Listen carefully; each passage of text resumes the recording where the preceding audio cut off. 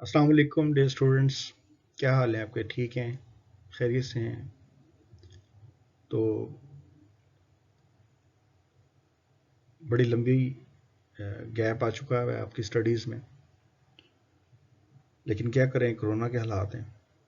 बहरहाल आपने अपने आप को सेहतमंद भी रखना है, महफूज भी रखना है और साथ साथ एग्ज़ाम्स की तैयारी भी करनी है। तो आए नेक्स्ट लेसन की तरफ बढ़ते हैं। तो आज MCQ नंबर 46 से 60 तक, जबकि शॉर्ट क्वेश्चन 16 से 20 तक हम डिस्कस करते हैं।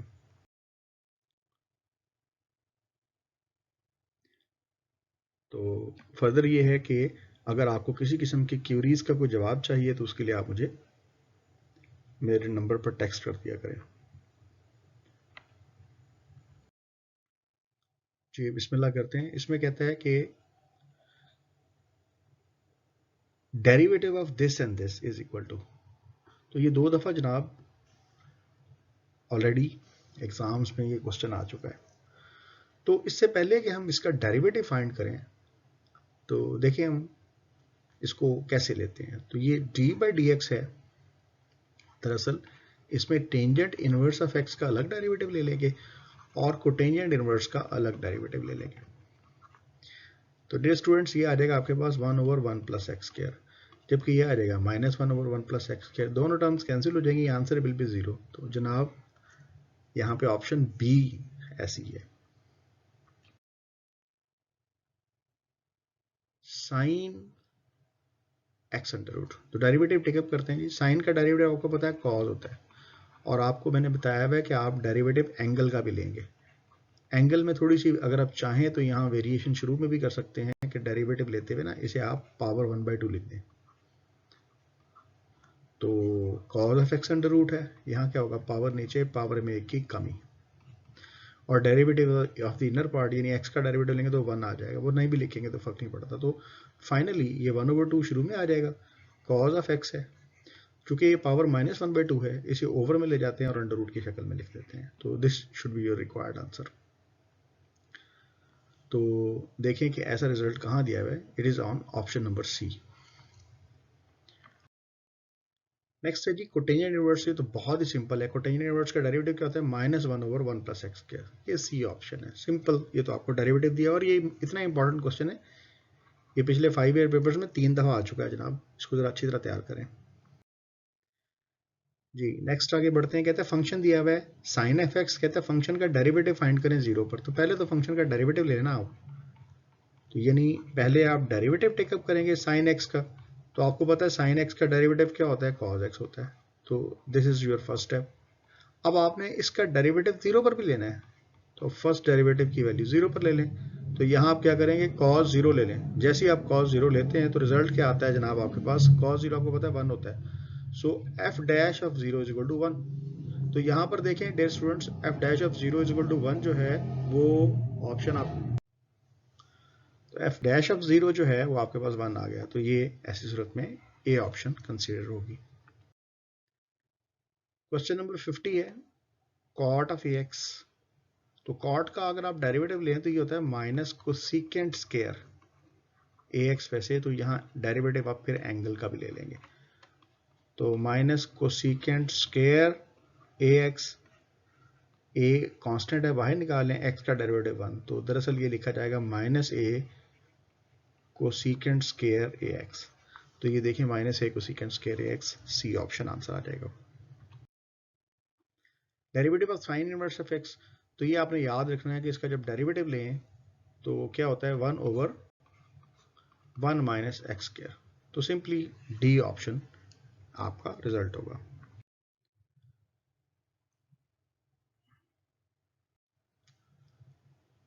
तो इसका जो डेरिवेटिव है ये क्या होता है जी, ये होता है जी 1/1 minus x square. Simple derivative अगर आप टेकअप करें तो देखें ये डेरिवेटिव बी ऑप्शन में कुछ ऐसा ही लिखा हुआ है।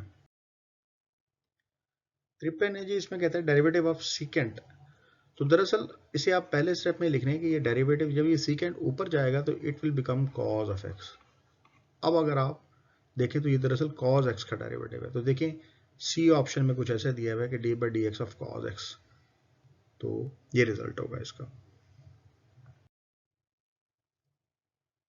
डेरिवेटिव टेकअप करते हुए क्या होगा, जब आप डेरिवेटिव साइन का लेंगे तो आंसर आ जाएगा cos x क्यूब, और फिर डेरिवेटिव आपने एंगल का भी लेना है, और ये डेरिवेटिव लेने के बाद मैं लिख शुरू में रहा हूँ, तो ये आ जाएगा 3x², इसको शुरू में लिख दिया मैंने, और आगे क्या आ जाएगा cos x क्यूब। तो देखें ऐसा कहाँ दिया हुआ है, डी ऑप्शन में। This is the derivative of 1/1 + x²। तो आपको पता है कि ये डेरिवेटिव जब आप लेते हैं ना टेंजेंट इनवर्स ऑफ x का, तो इसका डेरिवेटिव होता है 1/1 + x²। तो ये यही पूछता है कि 1/1 + x² is the derivative of, किसका डेरिवेटिव है, आप कहेंगे टेंजेंट इनवर्स ऑफ x का। तो ये सी ऑप्शन आंसर होगा जी। क्वेश्चन नंबर 56 में देखें, कहते हैं if f of x is equal to tangent inverse of x, then find the derivative of that function at cot of x। तो फर्स्ट ऑफ ऑल आप क्या करेंगे, फंक्शन का डेरिवेटिव फाइंड करेंगे।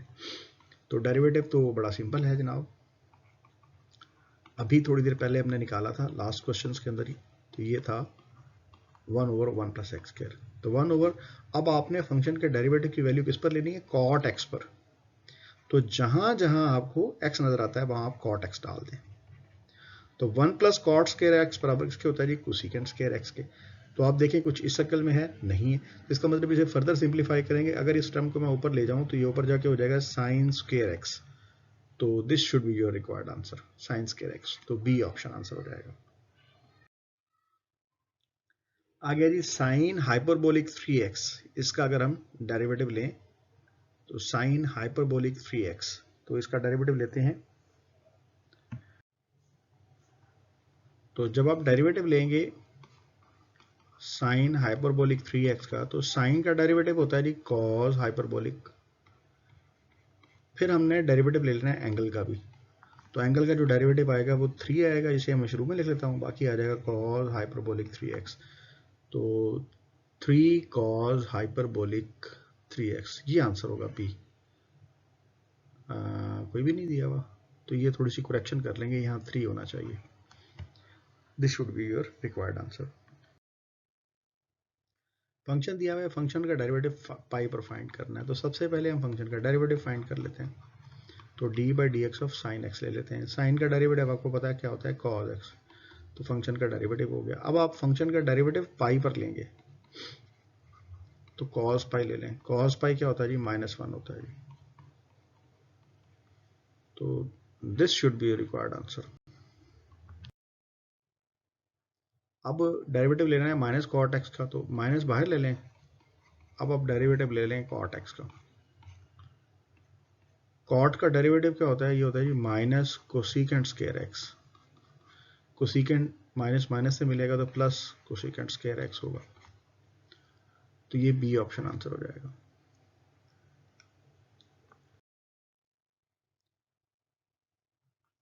अब फंक्शन का डेरिवेटिव लेना है, तो सिंपली फंक्शन का डेरिवेटिव क्या होगा, f'(x). तो डेरिवेटिव ले लेंगे आप सीकेंट इनवर्स ऑफ x। तो सीकेंट इनवर्स ऑफ x का, तो इसको लिखेंगे 1/x मॉड इंटू x² -1। तो हम x मॉड को x भी लिख सकते हैं, एक ही मतलब है। तो आप ये देखें, ऐसा आंसर आपके पास ऑप्शन ए में होगा। इसमें कहता है differentiate this with respect to x। तो इसको हमें डिफरेंशिएट करना है। तो एक फंक्शन को आपने फर्ज कर लिया कि वो y के बराबर है, और जबकि दूसरे को हमने फर्ज कर लिया u के। तो इस पर हमें जनाब चेन रूल लगाना पड़ेगा, क्योंकि एक फंक्शन y का है, दूसरा u है, और दोनों डिपेंड कर रहे हैं x पे। तो आपको यहाँ से y से x तक जाना है, तो आपको dy/dx लेना पड़ेगा, और x से u तक आना है तो dx/du भी लेना पड़ेगा। तो दरअसल आपने dy/du फाइंड करना है। तो ये आपने ऑप्शन जेन में रखना है कि dy/du लेना है, इसके लिए आपको dy/dx भी लेना पड़ेगा। तो dy/dx यहाँ से निकलेगा, और du/dx वो आपको यहाँ से मिलेगा। फिर इन दोनों को आप चेन रूल के तहत कंबाइन करेंगे। तो देखिए स्टार्ट करते हैं। फर्स्ट ऑफ ऑल हम dy/dx लेंगे, और इधर du/dx। तो डेरिवेटिव्स टेकअप करें और देखते हैं कि इनके रिजल्ट्स क्या आते हैं। साइन का डेरिवेटिव कॉस आ जाएगा, जबकि कॉट का डेरिवेटिव माइनस कोसिकेंट²। तो कॉट का डेरिवेटिव माइनस कोसिकेंट² आ गया, जबकि ये। तो अब इस पे चेन रूल लगा दें। जी, तो चेन रूल क्या बनता है कि आपने D Y by D U लेना है, यानी D Y by D U, तो इसके लिए आपको D Y by D X लेना पड़ेगा, फिर D X over D U. तो ये पाथ है आपका। अब D Y by D X आपने फाइंड किया है, वो साइन एक्स है, वो आप यहाँ पुट कर दें, जबकि आपके पास D X over D U नहीं है, आपके पास है D U by D X, तो इसको उल्टाना पड़ेगा आपको, क्योंकि ये है D U by D X. अगर आपको D X over D U चाहिए तो इसको यहाँ 1 ओवर करके ऐसे लिखना पड़ेगा, फिर वो वैल्यू आप यहाँ एंटर कर दें। तो हम वैल्यूज डाल देते हैं, D Y by D X की जगह साइन एक्स, जबकि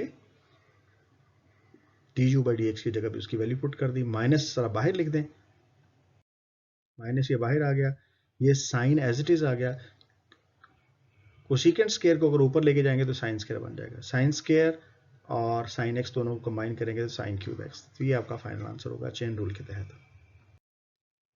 17 है, इसमें भी चेन रूल लगेगा, क्योंकि y जो है वो फंक्शन है किसका, t का, जबकि x भी फंक्शन है t का।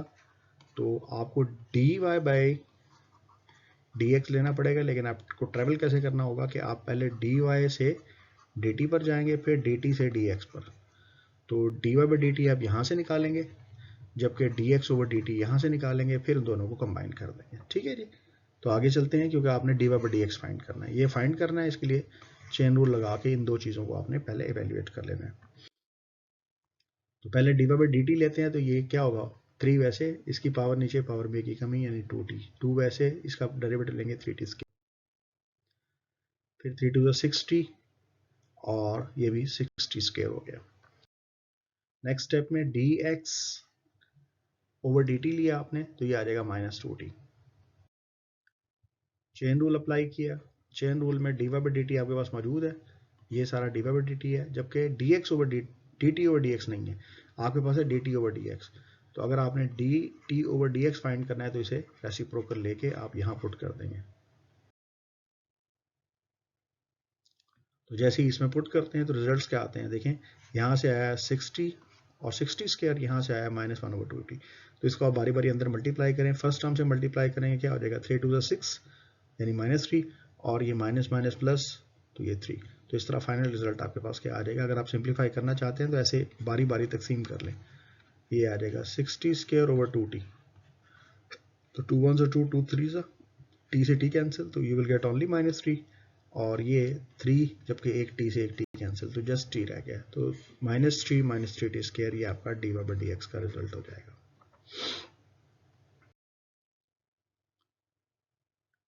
इसको आप ऐसे भी लिख सकते हैं, -3 कॉमन लेके इंटू 1 - t की शक्ल में। जी डियर स्टूडेंट्स, आगे आपको साइन स्क्वायर और कॉस स्क्वायर दिया हुआ है, तो कहता है differentiate this with respect to this. तो पहले फंक्शन को आपने y फर्स्ट कर लिया, दूसरे पे को t। तो बिल्कुल उसी अंदाज में आपने क्या करना है, यहाँ y फंक्शन है x का, जबकि t भी फंक्शन है x का। तो आपको dy बाई dt लेना है, तो इसके लिए क्या होगा, पहले आपको dy बाई dx लेना पड़ेगा, फिर dx ओवर dt। तो चेन रूल लगाना पड़ेगा। तो लेते हैं जी बारी बारी डेरिवेटिव। तो डी बाई डी एक्स लेंगे तो क्या आ जाएगा, पावर नीचे, पावर में की कमी, derivative of the inner part. इसमें भी क्या होगा, पावर नीचे, पावर में की कमी, derivative of the inner part. तो ये साइन का डेरिवेटिव कॉस आ गया, जबकि कॉस का डेरिवेटिव माइनस साइन आ गया।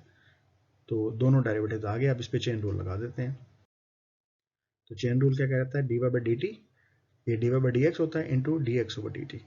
तो डे स्टूडेंट्स, यहाँ पे अगर आप देखें तो D X over D Y by D X तो हमारे पास है, ये तो है, लेकिन D X over D T नहीं है, ये है D T over D X. तो इसका उलट कर देंगे, क्योंकि आपको चाहिए क्या, D X over D T. तो फिर इसका रेसिप्रोकल लेना पड़ेगा, इसका उलट 1 ओवर कर देंगे ये सारी टर्म, और फिर इसे वहाँ इस फार्मूले में पुट कर देंगे। तो ये जो सेकंड वाली टर्म है ये ओवर में आ जाएगी, इसमें से जो टर्म्स कैंसिल हो जाती हैं, फॉर एग्जांपल 2 1 2, 2 2 4, यहाँ पर एक साइन से साइन कैंसिल हो गया, एक कॉस कैंसिल हो जाएगा, यहाँ क्यू है तो स्केयर रह जाएगा। तो स्केयर में आपके पास क्या आएगा, -1/2 कॉस स्केयर एक्स।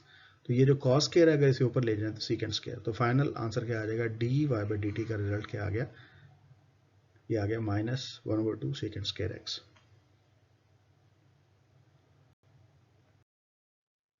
आगे जी cot inverse x over A का डेरिवेटिव लेना है, तो बड़ी सिंपल सी बात है, इसका डेरिवेटिव ले लेते हैं, इस पर फार्मूला लगा दें। तो फार्मूला क्या होता है, -1/1 प्लस जो एंगल है इस एंगल का स्क्वायर और फिर डेरिवेटिव ऑफ द एंगल। तो इसको सिंप्लीफाई कर लेते हैं और यहाँ इस फंक्शन का डेरिवेटिव लेंगे। ए इसमें कांस्टेंट है, बाहर निकालेंगे, एक्स का डेरिवेटिव 1 होता है। तो देखें जी एक्स की जगह उसका डेरिवेटिव 1 आ गया, ए कांस्टेंट था उसे हमने बाहर लिख दिया, बाकी जो टर्म रह गई उसका एलसीएम लेते हैं। जब एलसीएम लेंगे तो ये क्या होगा, A square X square this minus और इंटू 1/a, ये बटे के नीचे बटा ऊपर चला जाएगा, तो ए के कैंसिल हो गया, बाकी रिजल्ट है आपका। So -1/a square plus X square, ये डेरिवेटिव होगा cot inverse of X over A का। तो यहां पर ये कहता है कि अगर y बराबर टेंजेंट हाइपरबोलिक एक्स स्क्वायर है तो इसका डेरिवेटिव फाइंड करें, तो सिंपल टेंजेंट हाइपरबोलिक का फॉर्मूला अप्लाई कर देंगे और डेरिवेटिव लेते जाएंगे। तो टेंजेंट का डेरिवेटिव क्या होता है, टेंजेंट हाइपरबोलिक का डेरिवेटिव होता है सीकेंट स्क्वायर, तो एंगल वैसे के वैसे लिख दिया। और नेक्स्ट क्या करना होता है, आपने एंगल का डेरिवेटिव ले लेना है। आपको पता है कि एक्स स्क्वायर का डेरिवेटिव क्या होता है डियर स्टूडेंट्स, 2x। तो नेक्स्ट स्टेप में आप क्या करते हैं, एक्स स्क्वायर की जगह 2x लिख दिया, बाकी तो सिंपली ये आपका dy/dx हो जाएगा। मजीद अगर आप इसको बेहतर करके लिखना चाह रहे हैं तो ये 2x शुरू में लिख देंगे और बाकी फंक्शन एज इट इज हमने बाद में लिख दिया। तो thank you very much dear students, hope कि आप प्रैक्टिस कर रहे हैं। तो इंशाल्लाह अज़ीज़ इस तरह प्रैक्टिस को जारी रखें, इन एमसीक्यूज़ को, इन शॉर्ट क्वेश्चंस को बहुत अच्छी तरह प्रैक्टिस करें, क्योंकि आपके जो रियल एग्ज़ाम्स हैं वो बहुत नज़दीक हैं। तो चाहे कोविड की वजह से आपकी रेगुलर क्लासेस नहीं हो रही हैं, ऑनलाइन क्लासेस हो रही हैं, लेकिन बहरहाल एग्ज़ाम्स आपके होने हैं। आप अपने आप को तैयार रखें, अपनी प्रिपरेशन करें, तैयारी करें और दुआ में याद रखें। Thank you very much. अस्सलाम वालेकुम।